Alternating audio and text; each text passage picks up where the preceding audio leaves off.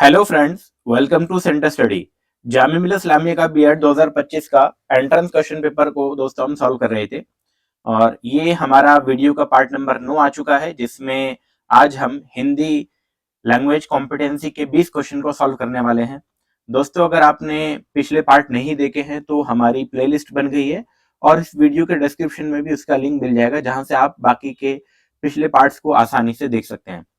ये उन स्टूडेंट के लिए ये वाला पार्ट होगा जो जामिया के अंदर बीएड में हिंदी मीडियम के अंदर, यानी कि अगर आप एडमिशन लेना चाहते हैं हिंदी मीडियम से तो आपको हिंदी ही सब्जेक्ट को फिल करना होगा। ठीक है। और साथ ही साथ अगर आपको इस क्वेश्चन पेपर का कंप्लीट पीडीएफ सॉल्यूशन चाहिए तो आप हमें इस दिए गए नंबर पे कांटेक्ट कर सकते हैं, जहां पर क्वेश्चन पेपर के साथ साथ आपको पीडीएफ यानी कि पूरा सॉल्यूशन, डिटेल सॉल्यूशन और एक्स्ट्रा इंफॉर्मेशन के साथ आसानी से वहां पे आपको हम कुछ ही रुपीज में आपको वहां प्रोवाइड कर देंगे। तो वो भी आप हमसे लेना ना भूलें। तो वो काफी डिटेल भी होगा और उसमें काफी एक्स्ट्रा इंफॉर्मेशन भी अवेलेबल रहेगी। तो आइए स्टार्ट करते हैं 151 क्वेश्चन से। नेता शब्द का स्त्रीलिंग पूछा था। क्वेश्चन का ऑप्शन पहला है, ए ऑप्शन है नीति, ऑप्शन बी नेति, ऑप्शन सी नेतानी, ऑप्शन डी नेत्री। तो 151 का राइट ऑप्शन हो जाएगा ऑप्शन नंबर डी, नेत्री। यहां जो स्त्रीलिंग पूछा था, नेता का पूछा था, आपसे दाता का पूछ सकता है, कर्ता का पूछ सकता है। तो देखो दोस्तों, जब भी ता, जिसमें लास्ट में ता आ जाता है, अक्सर उसका जो स्त्रीलिंग हो जाता है वो मोस्टली क्या हो जाता है, अक्सर की बात कर रहा हूं, ज्यादातर त्री हो जाता है लास्ट में। तो अब जैसे दाता का मैंने पूछा तो दाता का स्त्रीलिंग क्या हो जाएगा, स्त्रीलिंग की मैं बात करूं तो दात्री हो जाएगा। क्या हो जाएगा? दात्री। इसी तरीके से कर्ता का हो जाएगा कर्तरी। ठीक है। तो आई होप आपको क्लियर हुआ होगा। क्वेश्चन 152 में चलेंगे। किस शब्द शक्ति से शब्द क्या सबसे सामान्य अर्थ का बोध होता है? ऑप्शन ए अभिधा, ऑप्शन बी लक्षणा, ऑप्शन सी व्यंजना, ऑप्शन डी इनमें से कोई नहीं। 152 का राइट ऑप्शन हमारा जो होगा ऑप्शन नंबर ए हो जाएगा, अभिधा। यानी कि अभिधा जो है ऐसा शब्द, शक्ति के शब्द से जिस मतलब ऐसा शब्द है जिससे सामान्य अर्थ आपको मालूम चलेगा, अभिधा। लक्षणा क्या होता है? जब अभिधा अर्थ अनुपयुक्त हो, यानी कि अभिधा शब्द यानी कि सामान्य अर्थ ना निकल रहा हो, कोई दूसरा अर्थ वहां से आपका मिल रहा हो। जैसे गंगा गांव में बह रही है। अब यहाँ गंगा नदी से नहीं मुराद है। यहाँ पर जो गंगा का मतलब है, गंगा नदी का जाल है। मतलब गंगा नदी, जैसे एग्जाम्पल के तौर पे मैं बात करूं, ये गंगा आ रही है बहती हुई और यहाँ से ये थोड़ा थोड़ा मतलब पानी कहीं और को जा रहा है, जाल है, मतलब अलग अलग, जो अलग अलग गांव के अंदर, अलग अलग गांव के अंदर इसका पानी जाएगा। तो ये यहाँ पर गंगा नदी बह रही है, इसका मतलब गंगा नदी से नहीं, गंगा नदी का ये जो जाल है इससे लिया गया, जो लक्षणा के अंदर आएगा। व्यंजना किसे कहेंगे, ये भी हमने अपने पीडीएफ सॉल्यूशन में लिखा हुआ है। क्वेश्चन नंबर 153 में चलते हैं। अज्ञे किस हिंदी रचनाकार का उपनाम है? Option A Sachchidanand Hiranand Vatsyayan, option B Hira Shankar Tripathi, option C Gauri Shankar, option D Shrinivas Das. तो 153 का राइट ऑप्शन हो जाएगा ऑप्शन नंबर ए दोस्तों, यानी कि सच्चिदानंद हीरानंद का ये आपका उपनाम है अज्ञे। और इनको जो था साहित्य अकेडमी अवार्ड मिला था 1964 में, आंगन के पार द्वार के लिए। और साथ ही साथ ज्ञानपीठ अवार्ड भी इनको 1978 में दिया गया था, कितनी नावों में कितनी बार के लिए। अब चलते हैं 154 में। रचना के आधार पर दशानंद किस प्रकार का शब्द है? रूढ़, यौगिक, योगरूढ़ या इनमें से कोई नहीं। तो 154 में आपका राइट ऑप्शन हो जाएगा ऑप्शन नंबर सी, ये आपका योगरूढ़ शब्द है दशानंद। रचना देखो, एक्चुअल में वास्तविक अर्थ जो यहाँ पर दशानंद का जो लिया जाएगा वो रावण लिया जाएगा। और अगर रचना के आधार पर इसका मीनिंग लिया जाए तो 10 मुख वाला, क्योंकि 10 का मतलब 10 हो जाएगा और मुख वाला यानी कि 10 मुंह वाला। और लेकिन एक्चुअल जो मीनिंग, वास्तविक जो मीनिंग आएगा वो रावण के लिए आएगा। रूढ़ किसे कहते हैं? जिनके सार्थक हम खंडन नहीं कर सकते, यानी कि उनको अलग अलग तोड़ ही नहीं सकते हम। जैसे घर, अब घर को अलग अलग करेंगे तो उसका कोई एक्चुअल मीनिंग या कोई ऐसा मीनिंग नहीं आएगा जिसका कोई आपका मीनिंग बन जाए। ठीक है। और यौगिक किसे कहते हैं? जब दो सार्थक सब हम आपस में मिलाते हैं तो वो आपके यौगिक बन जाते हैं। जैसे नील कमल के लिए नील प्लस कमल। अब इन दोनों को अगर हम तोड़ भी रहे ना तो नील अलग, ऐसा मीनिंगफुल सेंटेंस है, यानी कि मीनिंगफुल वर्ड है आपका, और कमल आपका फूल के लिए यूज किया जा रहा है, नील आपका नीले के लिए यूज किया जा रहा है। तो इस तरीके से हम इसको अलग कर सकते हैं। अब बढ़ते हैं 155 में, वाक्य में प्रयुक्त शब्द को कहते हैं पद, पदबंध या शब्दांश या वाक्यांश। तो 155 में हमारा राइट ऑप्शन हो जाएगा ऑप्शन नंबर ए, वाक्य में जो प्रयुक्त शब्द होते हैं उनको हम पद कहते हैं। ऑप्शन नंबर ए इसका सही हो जाएगा। पदबंध किसे कहते हैं? जब दो या दो से अधिक पदों को एक साथ मिला दिया जाता है या जोड़ दिया जाता है उसको पदबंध कहते हैं। शब्दांश किसे कहते हैं? शब्द का एक भाग, जैसे जो अकेले पूर्ण अर्थ ना देता हो उसे शब्दांश कहेंगे। जैसे एग्जाम्पल के तौर पे मैं अगर बात करूं सुगम, अब सुगम में सु जो आ रहा है पहला वर्ड सु, वो आपका शब्दांश कहलाएगा। एक्चुअल में वाक्य का अर्थपूर्ण, वाक्यांश किसे कहेंगे? वाक्य का अर्थपूर्ण हिस्सा होता है पर पूरा वाक्य ये भी नहीं होता है, ठीक है। जैसे कमरे के भीतर, अब कमरे के भीतर ये आपके वाक्य का मतलब वाक्य का एक सेंटेंस तो है, यानी कि लेकिन कंप्लीट इसका पूरा वाक्य नहीं है। हाँ ये मालूम चल रहा कि हाँ कमरे के भीतर कुछ ना कुछ होगा। अब क्वेश्चन नंबर 156 में चलते हैं। वृक्ष का पर्यायवाची शब्द नहीं है। अब यहाँ पे कभी कभी हम क्वेश्चन को पढ़ने में ही दिक्कत कर देते हैं, यहाँ पर नहीं पूछा है तो कौन सा वृक्ष का पर्यायवाची शब्द नहीं है? यहाँ पर सौरभ जो है इसका पर्यायवाची, यानी कि ऑप्शन सी वृक्ष का पर्यायवाची शब्द नहीं है। बाकी जो है ये सारे के सारे आपके पर्यायवाची शब्द है। सौरभ का क्या मतलब होता है? ये आपके महक के लिए, खुशबू के लिए यूज किया जाता है।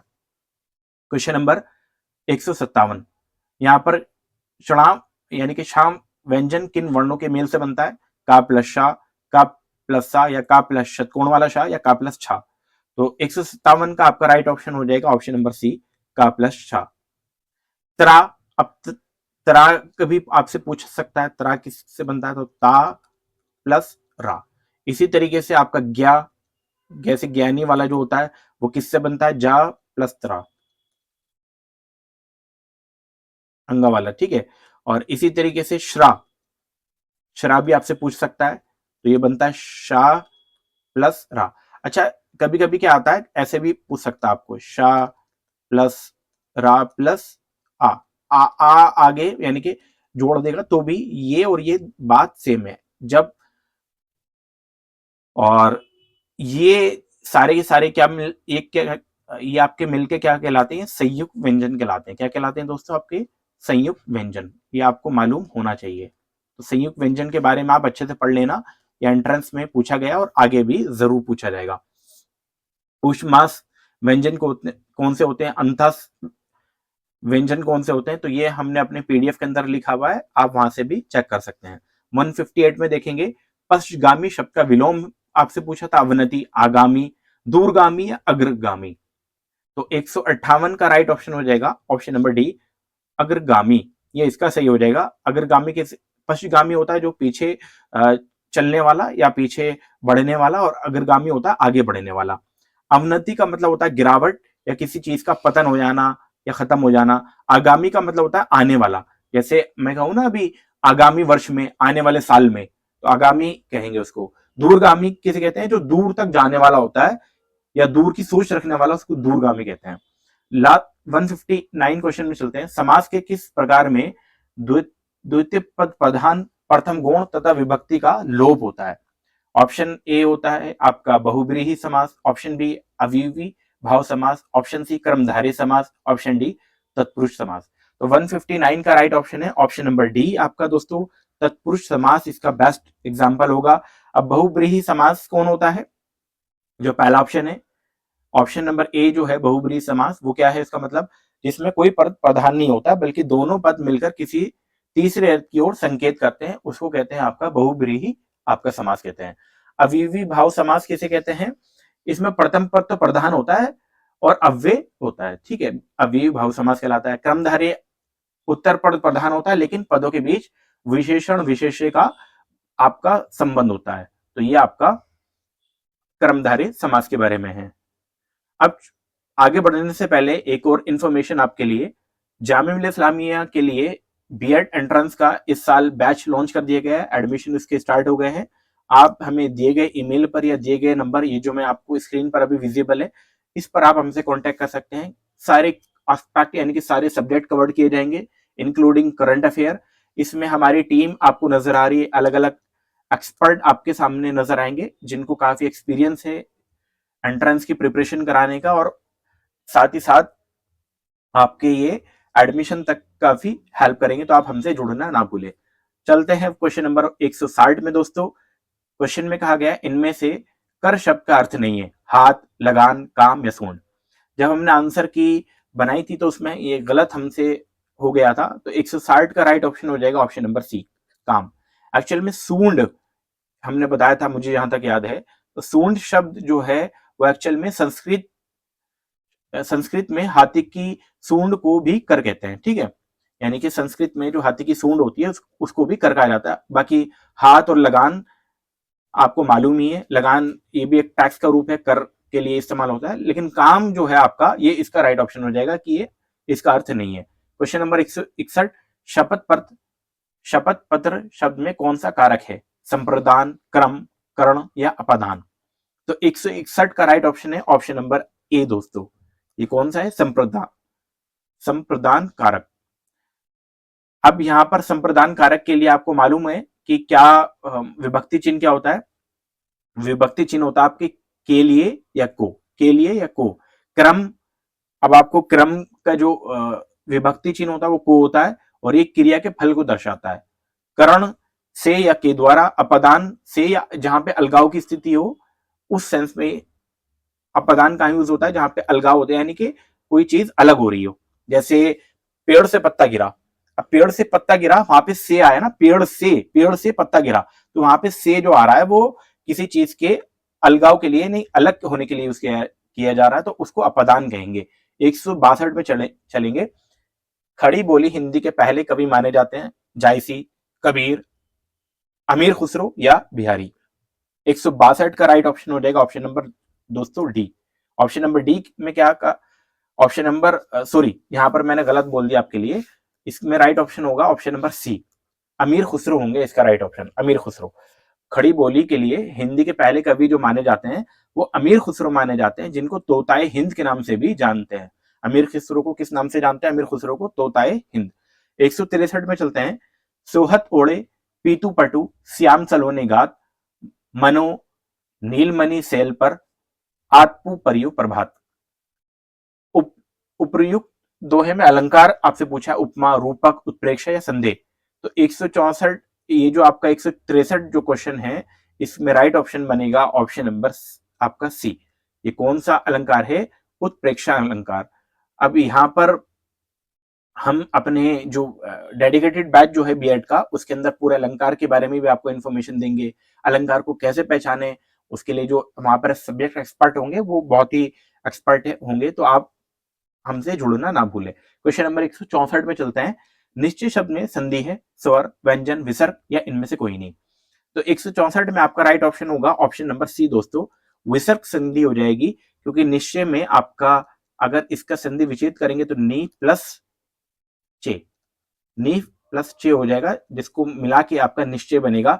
इसी तरीके से दुष्चरित में भी दु प्लस चरित्र हो जाएगा, निष्कपट में भी नि प्लस कपट हो जाएगा। तो ये सारे के सारे आपके विसर्ग संधि के एग्जाम्पल है। क्वेश्चन नंबर 165, संविधान का अनुच्छेद 343 संबंधित है हिंदी को राजभाषा बनाने से, हिंदी का प्रसार करने से, हिंदी को राष्ट्रभाषा बनाने से, हिंदी में प्राथमिक शिक्षा ग्रहण करने से। तो 165 का हमारा राइट ऑप्शन जो बनेगा वो ऑप्शन नंबर ए बन जाएगा। यानी कि हिंदी को राजभाषा बनाने से संबंधित 343 का आर्टिकल की बात की गई है। 351 आर्टिकल के बारे में भी आपसे पूछ सकता है, 351। तो 351 आर्टिकल जो है दोस्तों हिंदी भाषा के प्रसार और विकास से संबंधित है, जो कि आपका ऑप्शन नंबर आपके बी में है। ये आर्टिकल 351 के बारे में, अनुच्छेद 351 के बारे में इसमें जिक्र किया गया है।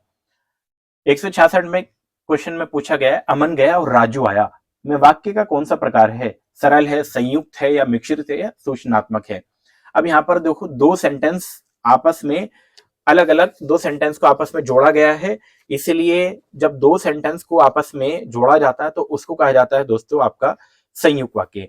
क्योंकि यहाँ पर दो, अमन गया और राजू आया, अमन यानी कि अमन जा चुका और राजू आया, ये दोनों को और से जोड़ा गया है, इसीलिए यहाँ पर संयुक्त वाक्य का एग्जाम्पल ये हो जाएगा। क्वेश्चन नंबर 167 में चलते हैं। इनमें से किस शब्द की वर्तनी शुद्ध है। अब यहाँ पे शुद्ध, प्रस्तुतिकरण, आदर्श या कृतघ्न। यहाँ पे कौन सी वर्तनी शुद्ध है ये पूछा, यानी कि 3 गलत होगी, 1 सही होगी। तो 167 में राइट ऑप्शन हो जाएगा ऑप्शन नंबर डी। बाकी ये तीनों की तीनों जो वर्तनी है आपकी गलत है। इनकी जो सही वर्तनी होगी ये शुद्ध हो जाएगी। ये शुद्ध इस तरीके से लिखा जाएगा, ये शुद्ध। प्रस्तुतिकरण में एक्चुअल में जो मात्रा है ना वो छोटी की मात्रा नहीं, वो एक्चुअल में बड़ी की मात्रा होगी, तो ये सही हो जाएगा। यहाँ पर आदर्श में ये वाला शाह, ये वाला रा यहाँ नहीं लगेगा, ये शाह के ऊपर लगेगा, तो यहाँ से ये सही हो जाता। तो आई होप आपको ये क्लियर हुआ होगा कि क्यों ये गलत थे बाकी के 3, और ऑप्शन डी इसका राइट ऑप्शन हो जाएगा कृतघ्न। क्या मतलब होता है इसका कृतघ्न का, ये आप हमें कमेंट बॉक्स में जरूर बताएंगे। क्वेश्चन नंबर 168, ठंडा शब्द में कौन सा अनुनासिक व्यंजन है, ड़ा, त्रा, णा या ना। तो 168 में राइट ऑप्शन हो जाएगा ऑप्शन नंबर सी, णा। क्वेश्चन नंबर 169, रही खरकती हाय भूल सी, पीड़ा उर में दशरथ के, गलानी त्रास वेदना विमंडित, शाप कथा वे कह न सके। उपर्युक्त पंक्तियों में कौन सा रस है। तो यहाँ पे रस की बात पूछी है, वीर रस है, करुण रस है, शांत है या रौद्र है। 169 में आपका राइट ऑप्शन हो जाएगा ऑप्शन नंबर दोस्तों बी। यहाँ पर करुण रस के बारे में जिक्र किया गया। इन पंक्तियों में राजा दशरथ के हृदय में जो आपके श्रवण कुमार के माता पिता के शाप के कारण उत्पन्न वेदना यानी कि ग्लानी और पीड़ा का चित्रण है, जो शोक का भाव यहाँ पे हमें दर्शा रहा है, इसीलिए इसका राइट ऑप्शन हो जाएगा ऑप्शन नंबर बी, करुणा। लास्ट क्वेश्चन इस वीडियो का, समय बीत जाने पर मदद मिलने से कोई लाभ ना होना किस लोकोक्ति का अर्थ है। ऑप्शन ए, ऊंट किस करवट बैठता है। ऑप्शन बी, का वृषा जब कृषि सुखानी। ऑप्शन सी, कोई नृप हो हमें कहानी। ऑप्शन डी, सहज पके सो मीठा होए। 170 का राइट ऑप्शन जो होगा ऑप्शन नंबर दोस्तों बी हो जाएगा। ऑप्शन नंबर बी यानी कि कवृषा जब कृषि सुखानी। ऊंट किस करवट बैठता है, इसका क्या मतलब है। ऊंट किस करवट बैठता है यानी कि देखना, मतलब ऊंट किस करवट बैठने का क्या मतलब होगा, इसका मतलब ये होता है कि देखना हमें, मतलब क्या नतीजा निकलता है, इसका मतलब ये होता है। कोई नरप हुई हमें कहानी, इसका क्या मतलब होता है, चाहे कोई राजा हो, चाहे कोई भी राजा क्यों ना बन जाए, हमारा कोई नुकसान नहीं होगा, इसका मतलब ये है। और आपका सहज पके सो मीठा होए, इसका क्या मतलब है दोस्तों, मतलब धैर्य से जो काम करते हैं हम, इत्मीनान से जो काम करते हैं, उसका जो सफलता आपको मिलती है वो हमेशा अच्छी ही मिलती है, इसका ये मतलब हो जाएगा। तो आई होप आपको ये 20 क्वेश्चन अच्छे से क्लियर हुए होंगे। अगर आपको फिर भी कोई क्वेश्चन में डाउट आता है तो आपके लिए कमेंट बॉक्स खुला हुआ है, आप हमसे कभी भी कमेंट में अपना डाउट को पूछ सकते हैं। अगर आपको दोस्तों वीडियो अच्छी लगी हो तो लाइक जरूर करके जाए, अपने दोस्तों में शेयर करना ना भूला करें जो जामिया के बीएड की एंट्रेंस की प्रिपरेशन कर रहे हैं। दोस्तों जाने से पहले एक रिक्वेस्ट आपसे ये है कि हमारा जो टारगेट है 10,000 सब्सक्राइबर का वो भी जल्दी आप पूरा करवाएं, इसीलिए आप हमारे चैनल को सब्सक्राइब जरूर करें और जाते जाते बेल आइकन को भी जरूर दबाएं, ताकि जो आने वाली अपडेट है आपको जामिया से रिलेटेड या वीडियो है आपको लगातार मिलती रहे। वीडियो में लगातार बने रहने के लिए आपका बहुत बहुत शुक्रिया।